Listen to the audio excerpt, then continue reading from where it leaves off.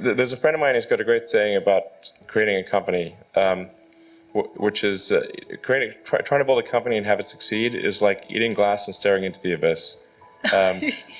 So, I mean, what tends to happen is it's sort of quite exciting for the first several months of starting a company, and then reality sets in. Things don't go as well as planned.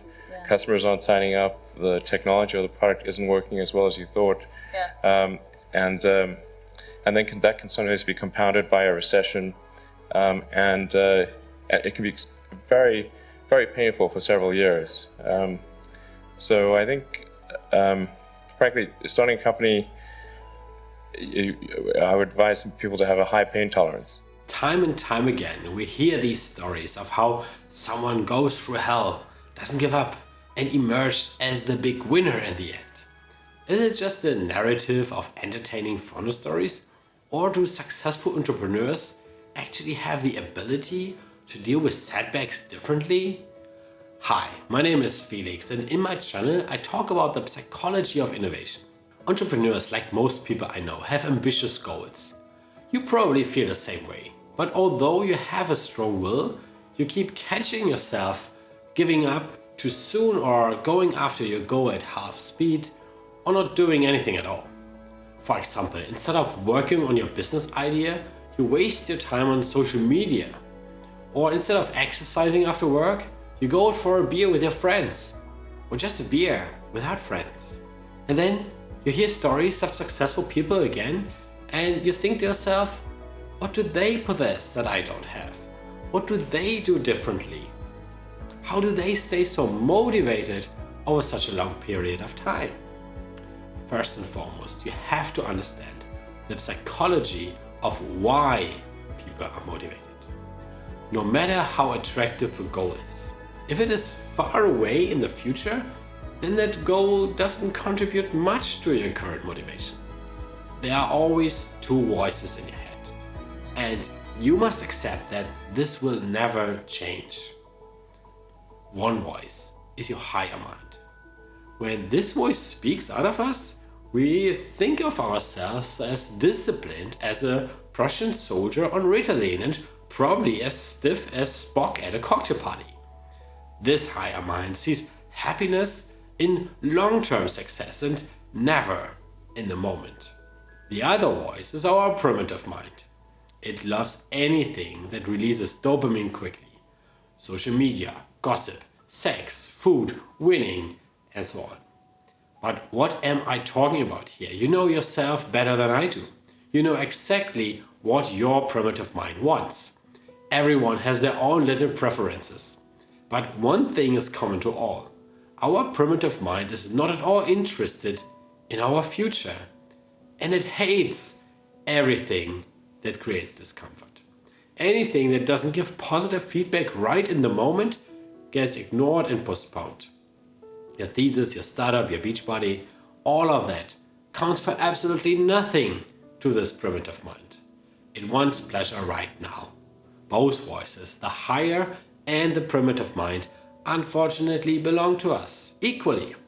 This thinking goes back to an article by Tim Urban, which I link to in the description of this video.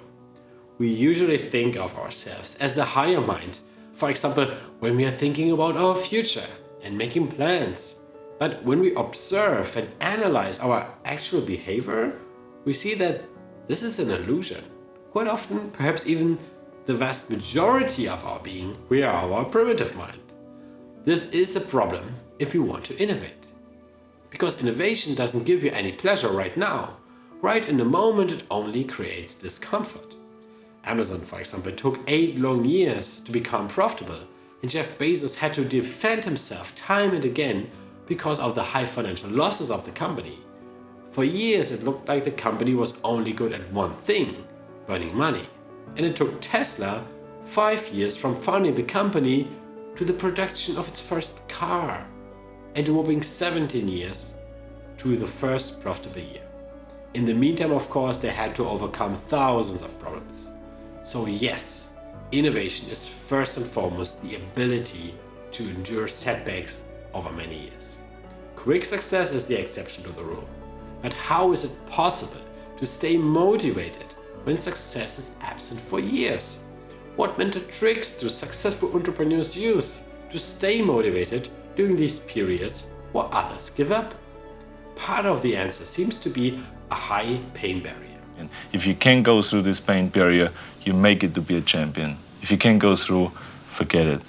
Listening to young Arnold Schwarzenegger here, you might think this is an innate ability. Of course, there are differences in how we perceive pain, and yes, some people actually enjoy it. Yeah, but more important seems to be a mental ability that scientists call cognitive reappraisal.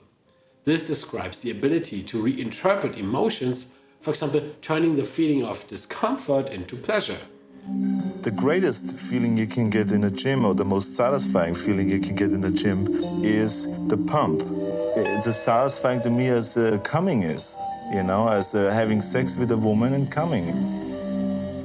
So can you believe how much I am in heaven? For example, some people are able to turn fear into excitement, which enables them to do things that seem impossible to other people, or at least impossible to me. My tip: the next time you're scared, say to yourself, I'm excited. Fear and excitement have very similar sensations, but excitement is more positive and empowers you to act, while fear can paralyze you. The researchers Kaitlin, Woolley and Ayelet Fishbach have studied what happens when people not only tolerate discomfort, but actively seek it out. Yes, you got that right. It's about intentionally seeking discomfort. In the process, they came up with an interesting theory. Since discomfort, according to the researchers, is noticed immediately and easily in your body, this feeling can be reinterpreted as a growth signal and thus increase motivation. After all, if the problem with the lack of motivation is delayed feedback, that six-pack that you achieve only after months or years of hard work, for example, then instant discomfort, when reappraised into something positive, can be motivating. In short, if you reinterpret pain as progress, then you have progress every day and not after years of hard work. Among other things, the researchers studied an improv theater class and found that participants who were told to actively seek out feelings of discomfort were more motivated and active than other participants of the class. But in addition to perseverance, a second trait is extremely important for entrepreneurs, namely mental flexibility. In further experiments conducted by the researchers, participants who actively sought out the feeling of discomfort, for example, had more motivation to engage with dissenting political messages, so they were also more mental flexible. After all, engaging uncritically with a political message that does not match one's own conviction is extremely uncomfortable. Therefore, the will to seek discomfort also helps you to be open when you gather new data that disproves your initial beliefs. This combination of perseverance and mental flexibility is exactly what makes great entrepreneurs. And it seems that cognitive reappraisal with the active search for discomfort is the key to increase perseverance and openness. Write me as a comment what mental tricks you use to stay motivated during difficult times. My channel is all about the psychology of innovation. If you like this video, you can support my channel with a simple click on the like button. Please subscribe and check out my other videos. Thanks for watching, and I'll see you in the next video.